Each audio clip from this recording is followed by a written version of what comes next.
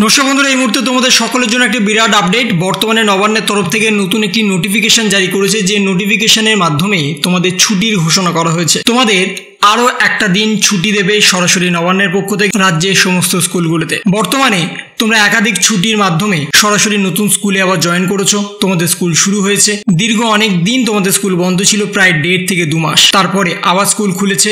তোমাদের সামনে সেমিস্টার পরীক্ষা আছে, কিন্তু তারই মাঝে নোটিফিকেশন জারি হয়ে গেছে যে তোমাদের স্কুল বন্ধ হবে।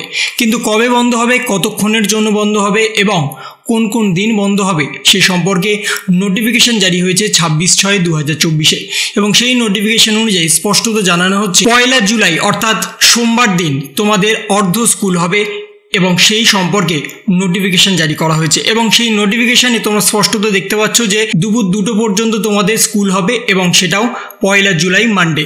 কিন্তু এখানে কেন ছুটি হবে সে সম্পর্কেও বলা হয়েছে। বিধান রায়ের জন্মদিনে রাজ্যের সরকারি অফিসে অর্ধ ছুটি। 1 জুলাই রাজ্যের প্রাক্তন মুখ্যমন্ত্রী তথা বরেণ্য চিকিৎসক বিধান রায়ের জন্মবার্ষিকী স্মরণে চিকিৎসক দিবস পালন করবে রাজ্য সরকার। পাশাপাশি রাজ্যের সরকারি অফিসগুলোতে অর্ধ ছুটির ঘোষণা করা হয়েছে। বৃহস্পতিবার এই বিজ্ঞপ্তি এক কথায় জানিয়ে দিয়েছে রাজ্যের মুখ্য সচিব। বিজ্ঞপ্তিতে জানানো হয়েছে রাজ্যস্থ বিভাগ ছাড়া রাজ্যের বাকি সমস্ত দপ্তর ওই দিন দুপুর 2টোয় বন্ধ হয়ে যাবে। ফলে সপ্তাহের শুরুর দিনই অর্ধ ছুটি পেতে চলেছে রাজ্যের সরকারি কর্মচারী। প্রসঙ্গত 1 জুলাই জন্মদিনের পাশাপাশি বিধান রায়ের মৃত্যুদিনও বটে। পাশাপাশি বাংলার রূপকারকে শ্রদ্ধা জানাতে এই দিনটি চিকিৎসক দিবস হিসাবে পালন করবে রাজ্য সরকার এবং সেই নিয়ে সরাসরি নোটিফিকেশন জারি হয়েছে এবং সেই নোটিফিকেশনে স্পষ্টত জানানো হয়েছে 1 জুলাই তোমাদের অর্ধ দিবস স্কুল হবে এবং সেই অর্ধ দিবস স্কুলের জন্য তোমাদের 2টো পর্যন্ত স্কুল হবে এবং সেটাও শুধুমাত্র মানডে। এই বিজ্ঞপ্তিটা সরাসরি 26/6/2024 নোটিফিকেশন জারি হয়েছে এবং তার সাথে আর একটা বড় নিউজ যে তোমাদের মাধ্যমিক ছাত্রছাত্রীদের যারা পিপিআর এবং পিপিএস করতে দিয়েছিলে তাদের কিন্তু একটা নতুন ডেডলাইন দিয়ে দিয়েছে। তোমাদের রেজাল্ট কবে পাবলিশ হবে সেই সম্পর্কে আগামী ভিডিওতে কিন্তু তুলে ধরবো।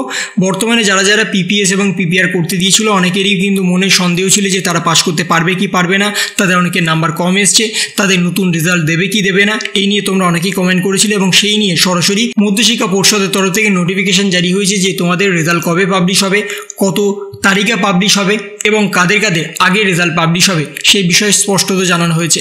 তাই যারা পিপিএস এবং পিপিআর করতে দিয়েছিলে তাদের আর মাত্র কয়েকটা দিন তারপরেই কিন্তু তাদের হাতে নতুন রেজাল্ট চলে আসবে এবং সেই নতুন রেজাল্টে যদি তোমরা ভালো ফলাফল করো বা যদি তোমাদের নাম্বার কোনো কারণে বাড়ে তাহলে কিন্তু তোমাদের নতুন রেজাল্ট সাবমিট হবে এবং সেই নতুন রেজাল্ট নিয়ে তোমরা কিন্তু ভর্তি হতে পারবে। তোমাদের ভর্তি হতে কোনো রকম কিন্তু অসুবিধা হবে না, কারণ মধ্যশিক্ষা পর্ষদের তরফ থেকে সরাসরি জানিয়ে দিয়েছে যারা পিপিএস এবং পিপিআর করতে দিয়েছিল তাদের জন্য কিন্তু সিট ফাঁকা রাখা হয়েছে। তো এই ছিল একটা ছোট্ট ইনফরমেশন তোমাদের সকলের জন্য। যদি তোমাদের ভিডিওটা ভালো লেগে থাকে তবে লাইক করো, শেয়ার করো এবং অবশ্যই সাবস্ক্রাইব করো। তার পাশাপাশি তোমার মতামত কমেন্টের মাধ্যমে জানাও।